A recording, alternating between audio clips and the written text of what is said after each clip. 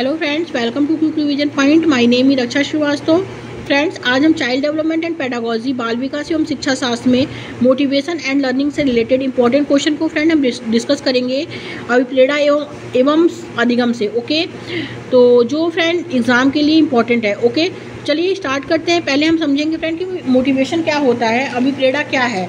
अभिप्रेरणा जो है फ्रेंड, वो एक ऐसी अवस्था होती है जो व्यक्ति को कार्य करने के लिए प्रेरित करती है। ओके, जैसे भूख एक अभिप्रेरण है जो व्यक्ति को खाने से संबंधित व्यवहार के लिए प्रेरित करती है। मनोविज्ञान या साइकोलॉजी में इसे प्रेरणा के नाम से भी जाना जाता है।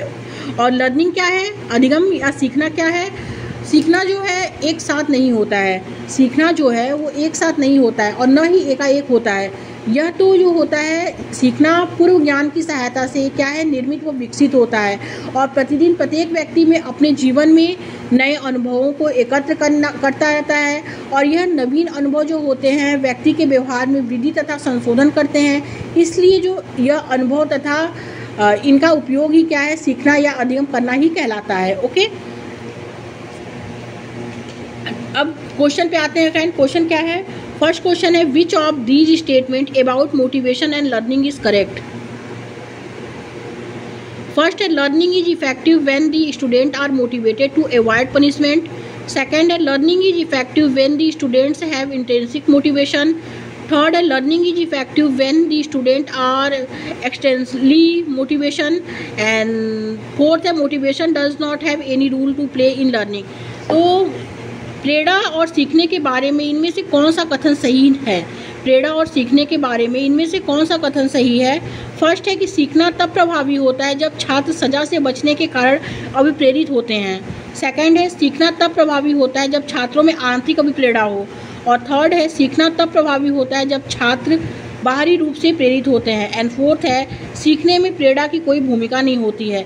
तो प्रेरणा और सीखने के बारे में इनमें से कौन सा कथन सही है। तो सीखना जो होता है तब प्रभावी होता है जब छात्रों में आंतरिक अभिप्रेरणा हो। ओके, करेक्ट आंसर इसमें सेकंड हो जाएगा। क्यों? क्योंकि जब बच्चे आंतरिक रूप से प्रेरित होते हैं तो सबसे बेहतर सीखते हैं। ओके, तो राइट आंसर इसमें सेकंड हो जाएगा। नेक्स्ट क्वेश्चन देखेंगे। नेक्स्ट क्वेश्चन क्या है, experiential learning stresses on. First है control of teachers on the learning of children. Second है the role of reinforcement in learning. Third है importance of critical reflection. And fourth है learning as a product rather than a process. अनुभवात्मक अधिगम किस पर बल देता है। अनुभवात्मक अधिगम जो है वो किस पर बल देता है। फर्स्ट है बच्चों के अधिगम पर शिक्षक के नियंत्रण पर। सेकंड है सीखने के पुनर्बलन की भूमिका पर। थर्ड है आलोचनात्मक प्रतिबिंबन के महत्व पर। एंड फोर्थ है एक प्रक्रिया के बजाय अधिगम को एक उत्पाद के रूप में देखने पर। तो अनुभवात्मक अधिगम जो है वो किस पे बल देता है, तो वो बल देता है इंपॉर्टेंस ऑफ क्रिटिकल रिफ्लेक्शन पे। ओके, कि आलोचनात्मक प्रतिबिंबन के महत्व पर जो है वो बल देता है अनुभवात्मक अधिगम। क्यों बल देता है? क्योंकि अनुभवात्मक अधिगम में बच्चा जो है वो नए ज्ञान को अपनाने और समझने के लिए अपने अनुभव पर निर्भर करता है, मतलब एक्सपीरियंस पर निर्भर करता है। ओके, और आलोचनात्मक प्रतिबिंब यानी क्रिटिकल रिफ्लेक्शन एक ऐसी सोचने की प्रोसेस है जिसमें बच्चा अपने विचारों, अनुभवों या एनालिसिस के माध्यम से अपने कार्य के किसी भी पहलू को समझता है और उसका मूल्यांकन करता है। यह प्रक्रिया किसी सिचुएशन के बारे में इन डेप्थ से सोचने और समझने की कैपेसिटी जो के बारे में क्या है बताती है। ओके, तो करेक्ट आंसर जो होगा वो थर्ड हो जाएगा कि इंपॉर्टेंस ऑफ क्रिटिकल रिफ्लेक्शन, आलोचनात्मक प्रतिबिंबन के महत्व पर। करेक्ट आंसर थर्ड हो जाएगा। नेक्स्ट क्वेश्चन देखेंगे। नेक्स्ट क्वेश्चन क्या है, which of the following process does not contribute to the course of learning. Which of the following process does not contribute to the course of learning. First organization, second categorization and third conceptualization and fourth deconstruction। तो correct answer जो होगा उसमें हो जाएगा डीकंस्ट्रक्चुलेशन। Okay, 4 option right है इसमें, क्योंकि निम्नलिखित में से कौन सी प्रक्रिया अधिगम के दौरान योगदान नहीं देती है। तो वो क्या है, वो कौन सी प्रक्रिया है जो अधिगम के दौरान योगदान नहीं देती है। फर्स्ट है संगठन, सेकंड है वर्गीकरण, थर्ड है वैचारिकता और फोर्थ है इसमें गैर प्रासंगिकरण। तो राइट आंसर जो हो जाएगा वो 4 हो जाएगा, गैर प्रासंगिकरण। ये क्यों नहीं देती है, क्यों योगदान नहीं देती है? क्योंकि कॉन्टेक्स्ट से हटकर जब बात की जाती है तो उसे डीकॉन्टेक्चुअलाइजेशन कहा जाता है, यानी गैर प्रासंगिकरण कहा जाता है। किसी भी विषय वस्तु या सब्जेक्ट मैटर, स्थिति या स्थान के बारे में चर्चा हो रही हो और यदि उससे हटकर कोई बात की जाए तो उसे क्या कहते हैं? गैर प्रासंगिकरण कहते हैं। और जब कोई बात मूल विषय यानी मेन सब्जेक्ट से अलग हटकर की जाए तो वो क्या है? वो गैर प्रासंगिकरण है। ओके, तो राइट आंसर जो होगा इसमें 4 हो जाएगा फ्रेंड। नेक्स्ट क्वेश्चन देखेंगे। नेक्स्ट क्वेश्चन क्या है? The primary goal of learning should be. The primary goal of learning should be. First है मेमोराइजेशन ऑफ फैक्ट, सेकेंड है becoming excellent at rote rehearsal, and third है competing with peers, and fourth है development of critical thinking. तो right answer जो होगा कि the primary goal of learning should be development of critical thinking. निम्नलिखित में से अधिगम का प्राथमिक लक्ष्य कौन सा होना चाहिए? फर्स्ट है तथ्यों को रटना, सेकंड है यंत्रवत याद करने के पूर्वाभ्यास में उत्कृष्ट बनना, थर्ड है समकक्षियों के साथ प्रतिस्पर्धा, और फोर्थ है समालोचनात्मक चिंतन का विकास। तो निम्नलिखित में से अधिगम का प्राथमिक लक्ष्य कौन सा होना चाहिए? तो वो समालोचनात्मक चिंतन का विकास, development of critical thinking. Okay, correct answer इसमें 4 हो जाएगा। क्यों? क्योंकि समालोचनात्मक चिंतन में व्यक्ति नए नए विचार को समझता है और उनका एनालिसिस करता है। इस प्रक्रिया में व्यक्ति को विभिन्न दृष्टिकोण या अप्रोच एलिमेंट को समझने में मदद मिलती है और इसके द्वारा जो वो नई इन्वेंशन और विचारों को क्या करता है? जन्म इसमें होता है। ओके, तो राइट आंसर जो हो जाएगा इसमें वो हो जाएगा 4, डेवलपमेंट ऑफ क्रिटिकल थिंकिंग, मतलब समालोचनात्मक चिंतन का विकास। पूरा ऑप्शन करेक्ट हो जाएगा। नेक्स्ट क्वेश्चन देखेंगे। Childrens learn more effectively if a concept proceeds from first generic to specific, second abstract to concrete, and third complex to single, and fourth rational to empirical. तो right answer जो होगा इसमें कि जब बच्चे सबसे प्रभावी ढंग से तब सीखते हैं यदि कोई अवधारणा सबसे प्रभावी ढंग से तब सीखते हैं यदि कोई अवधारणा फर्स्ट है सामान्य से विशिष्ट की ओर बढ़ती है, सेकंड है अमूर्त से मूर्त की ओर बढ़ती है, थर्ड है जटिल से सरल की ओर बढ़ती है, फोर्थ है तर्कसंगत से अनुभवजन्य की ओर बढ़ती है।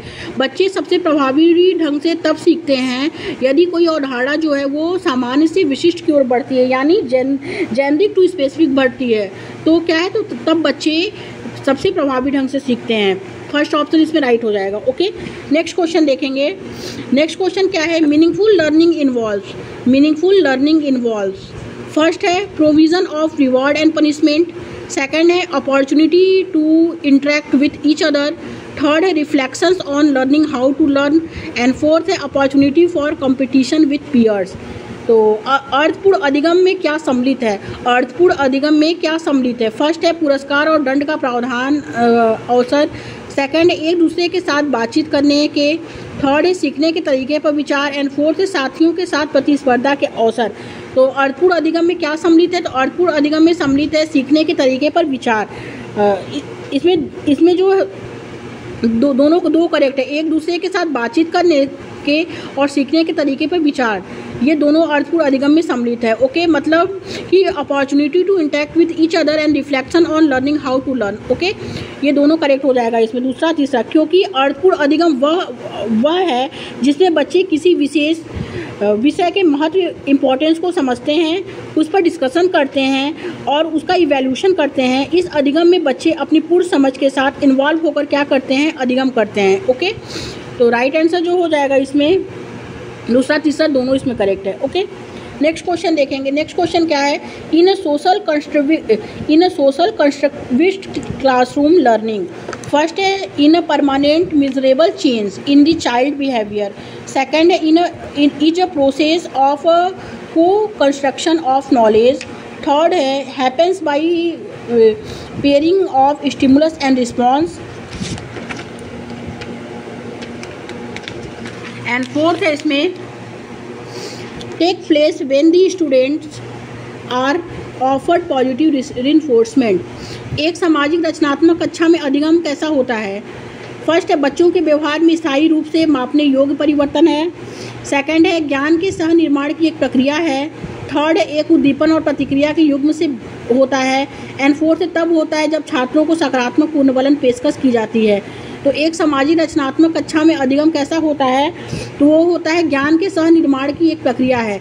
एक सामाजिक रचनात्मक कक्षा में अधिगम जो है वो ज्ञान के सह निर्माण की क्या है, प्रक्रिया है। ओके, करेक्ट आंसर सेकंड हो जाएगा, क्योंकि एक सामाजिक रचनात्मक कक्षा में छात्र जो होते हैं एक दूसरे से और शिक्षकों से किसी विषय पर विचार करते हैं, समझते हैं और सॉल्यूशन निकालते हैं। इस प्रकार वे एक दूसरे से अपने ज्ञान को बांटते हैं। ओके, तो करेक्ट आंसर इसमें सेकंड हो जाएगा। नेक्स्ट क्वेश्चन देखेंगे, should be the basic for a conducive classroom environment for learning. First, principle of conditioning and reinforcement. Second, competition and individualism. Third, cooperation and collaboration. And fourth, saturation and labeling. तो अधिगम के लिए उचित कक्षा वातावरण का आधार होना चाहिए। कैसा होना चाहिए? फर्स्ट है अनुकूलन और पुनर्बलन के सिद्धांत। सेकंड है प्रतिस्पर्धा और व्यक्तिवाद। थर्ड है सहयोग और सकारात्मकता। एंड फोर्थ है पृथकीकरण व नामीकरण। तो अधिगम के लिए उचित कक्षा वातावरण का आधार कैसा होना चाहिए, तो वो सहयोग और सकारात्मकता होना चाहिए। ओके, करेक्ट आंसर इसमें थर्ड हो जाएगा, मतलब cooperation and collaboration. Correct answer third हो जाएगा। क्यों? क्योंकि सहयोग और सकारात्मकता अधिगम में छात्र एक साथ मिलकर काम करते हैं। ओके, और एक दूसरे का सहयोग करते हैं, प्लानिंग बनाते हैं और जैसे प्रॉब्लम सॉल्विंग आदि। सहयोग जो होता है कोऑपरेशन से कार्य करने के कारण बच्चे में सामाजिक सहयोग और सहभागिता की भावना भी विकसित होती है। ओके, तो करेक्ट आंसर इसमें थर्ड हो जाएगा फ्रेंड्स। नेक्स्ट क्वेश्चन देखेंगे। नेक्स्ट क्वेश्चन क्या है, which of the following process promotes meaningful learning. Which of the following process promotes meaningful learning. First है डिस्कशन एंड डिस्कवरी। सेकंड है कंडीशनिंग। थर्ड है standardise assessment. And fourth है repeated drill and practice.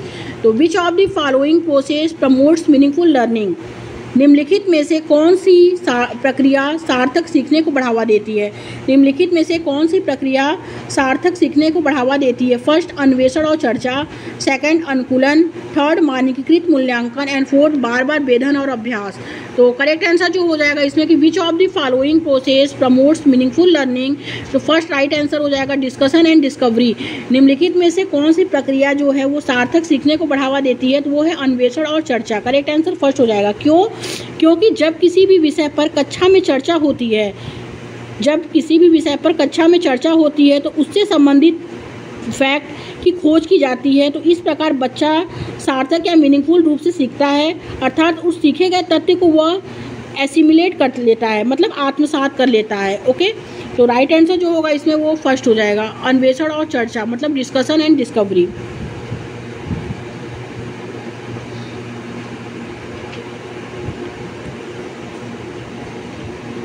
Next question देखेंगे। Next question क्या है, students learn effectively when they participate in. First है डिकंस्ट्रक्शनलाइज्ड activities. Second है mechanical activities. Third है purposeful activities. And fourth activities totally control and directed by the teacher. किस तरह की गतिविधियों में हिस्सा लेने पर विद्यार्थी बहुत प्रभावी ढंग से सीखते हैं। फर्स्ट है गैर संदर्भित गतिविधियाँ, और सेकंड है इसमें यांत्रिक रूप से की जाने वाली गतिविधियाँ। थर्ड है अर्थपूर्ण गतिविधियाँ। एंड फोर्थ है ऐसी गतिविधियाँ जो शिक्षक द्वारा पूर्ण रूप से नियंत्रित और निर्देशित हों। तो करेक्ट आंसर जो होगा इसमें वो हो जाएगा इसमें थर्ड, कि पर्पजफुल एक्टिविटीज़, मतलब कि अर्थपूर्ण गतिविधियाँ। अर्थपूर्ण गतिविधियाँ क्या हैं? अर्थपूर्ण गतिविधियाँ वह होती हैं जिसमें आप कुछ सीखते हैं, कुछ प्रेरणा लेते हैं और अपनी जीवन शैली या लाइफ स्टाइल में उसे अपनाते हैं। उसे क्या कहते हैं? अर्थपूर्ण गतिविधियाँ, यानी पर्पजफुल एक्टिविटीज़ कहते हैं। ओके, करेक्ट आंसर इसमें थर्ड हो जाएगा फ्रेंड्स। Thank you friends.